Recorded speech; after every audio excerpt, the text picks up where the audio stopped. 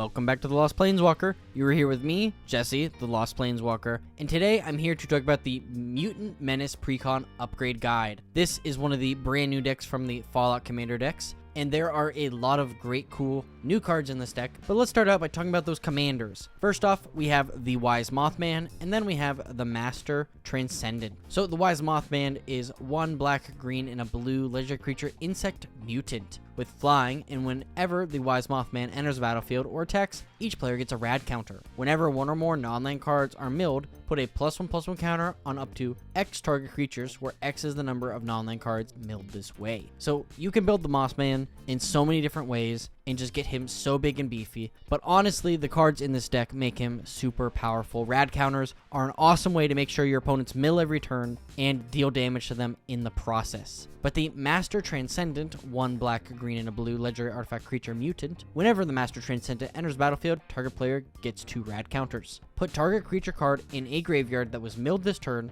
onto the battlefield under your control. It's a green mutant with base power and toughness 3/3. Again, we're really getting a lot of value out of those rad counters by letting you get something back that entered the battlefield this turn. Any effect that would basically untap him every turn would also be able to give us a lot of value by being able to constantly get stuff out of our opponent's graveyards as long as they have rad counters on them. Now, both these cards are very good, and I think honestly, if you're playing this deck, you could go either way, but the Wise Mothman is just super strong because of his second ability. Whenever 1 or more non-land cards are milled, put a +1/+1 counter on up to X target creatures, where X is the number of non-land cards milled this way, because the Wise Mothman in this Mutant Menace deck in general is really secretly a +1/+1 counter deck. I was so surprised going through this deck, not realizing how many cards care about +1/+1 counters and how good that is. So you'll kind of see from the cards I decided to add to this deck what's about that, but honestly, the other main focus I went was Proliferation. In addition to these 2 cards, I believe this was the deck that got the most new cards, with 39 new cards plus the 2 commander cards for 41 new cards in total. So there was a lot of really, really cool stuff. But there were some things in this deck I just didn't think made sense. So we are going to now talk about the cards I think you should cut from this deck because you don't need them, and it would be a lot better if you didn't have them. So starting out, we have Casualties of War, Contagion Clasp, and Find and Finale. So Casualties of War is 2 black, green, green sorcery. Choose 1 or more. Destroy target artifact, destroy target creature, destroy target enchantment, destroy target land, destroy target planeswalker. Now, honestly, as a removal spell, Casualties of War is okay. I mean, you are basically getting 5 stuff for 6 mana, which is good, but you're dumping a ton of mana into remove a lot of things. And some players may not have planeswalkers, so now you're paying 6 mana to get rid of 4 specific things. This just doesn't do enough for me to be a good board wipe. You know, I want to wipe out everything, and Casualties of War just doesn't do it for me. Contagion Clasp, also, you can give a creature -1/-1 and proliferate for 4 mana every turn. And I've said this before, unless your deck is going to win by like infect or like for sure win by proliferating, I don't like paying 4 mana for proliferating because there's a ton of other cards that let you do it for less mana and you get something else out of it. So honestly, Contagion Clasp couldn't go. I really don't care. And then Find and Finality are okay. It just doesn't do enough for me. I feel like you could have it in your deck for versatility, but there's already so many other great ways in this deck to get cards back out of the graveyard, or if you're going to be building a deck that cares about that, there's better cards than this. You know, and it's kind of a pseudo board wipe as well, because you're going to be able to buff up your board, but a lot of decks, I don't think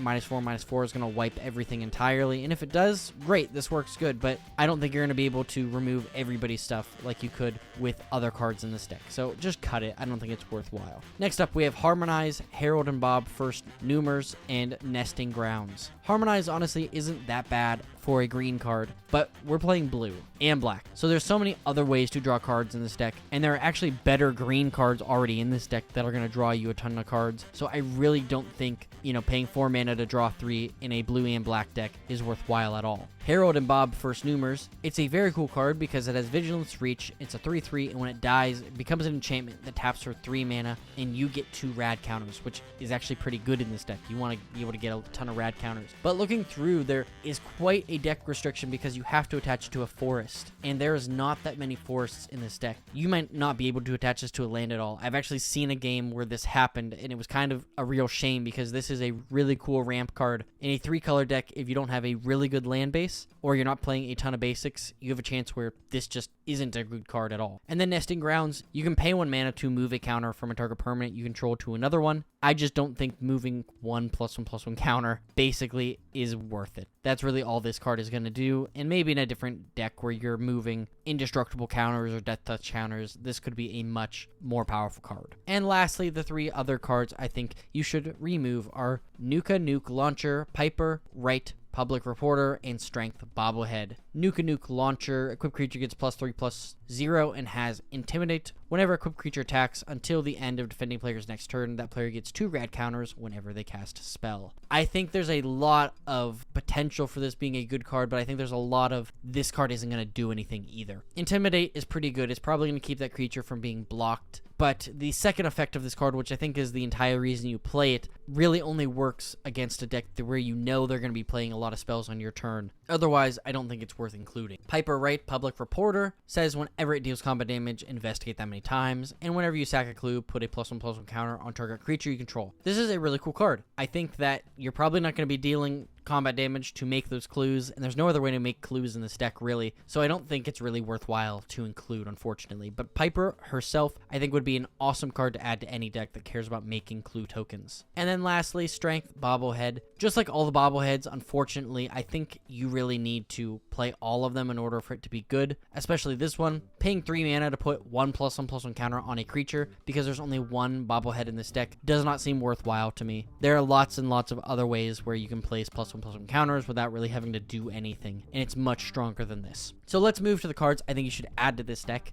But before we do that, I just want to say if you aren't subscribed to my channel, please consider it. It would really mean a lot to me. And just like all the other decks, I'm going to be building a commander from this deck in addition to making this video. And the commander I thought was really unique was Rao Troubleshooter. 1 blue-black Ledger Creature Zombie Mutant Rogue. Once during each of your turns, you may cast a spell from among cards in your graveyard that was milled this turn. Each player mills a card. I think you could have a lot of fun with this card, and it could potentially be very strong. So I'm very much looking forward to building this deck, so stay tuned to see that video.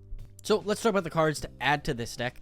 And we have Evolution Sage, Flux Channeler, and Herald of the Secret Streams. So Evolution Sage says landfall whenever a land enters battlefield under control, proliferate. Being able to proliferate all those +1/+1 counters and rad counters is sick and is a real deficit that there aren't more cheaper cards in this deck that do that. Flux Channeler, also very similar. Whenever you cast a non-creature spell, proliferate. There's a lot of good stuff in this deck that isn't a creature spell, so I think you're going to be able to proliferate those rad counters again and just deal a ton of damage and be very successful. And then Herald of the Secret Streams says creatures you control with a +1/+1 counter on them can't be blocked. The Mothman is going to be putting a lot of +1/+1 counters on your creatures, so being able to basically make everything in your deck unblockable is well worth including this card into your deck. And talking about some cards that care about placing additional counters, we have Kami of the Whispering Hopes, Ozolith the Shattered Spire, and Thumbing Bird. So Kami of the Whispering Hopes says if a +1/+1 will be put on a creature you control, put an additional +1/+1 counter on that permanent instead, and then you can add X mana of any one color where X is Kami of Whispered Hope's power. So the Mothman could power this up to a 5/5,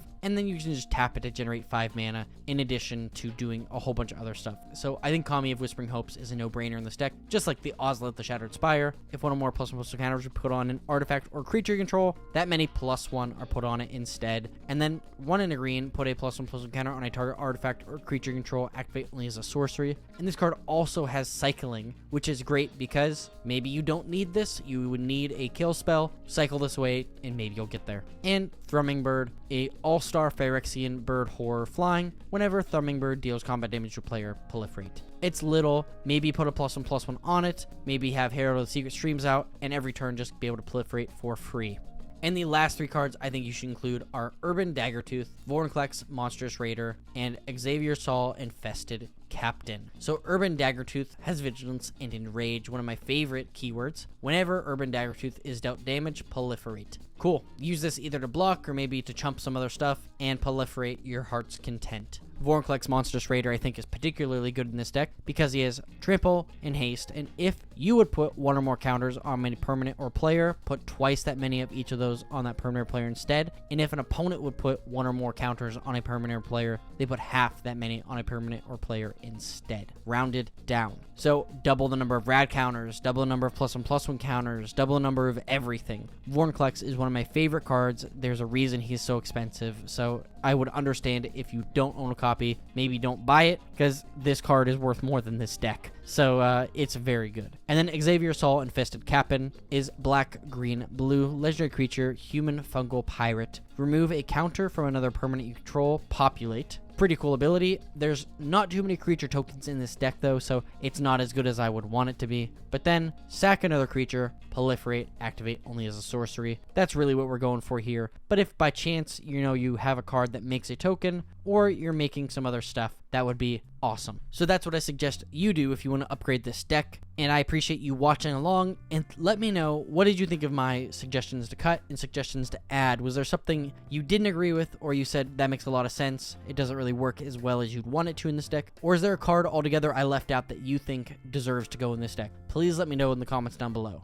If you would please share this video with a friend, leave a like, and subscribe. That would also mean the world to me. So thank you, thank you, thank you. And today's Scryfall card of the day is Fighting Drake. Scholars in their ivory towers call them Sharks of the Sky. Scholars on the road don't call them that at all. Thank you so much for watching, and as always, I'll see you later, Planeswalkers.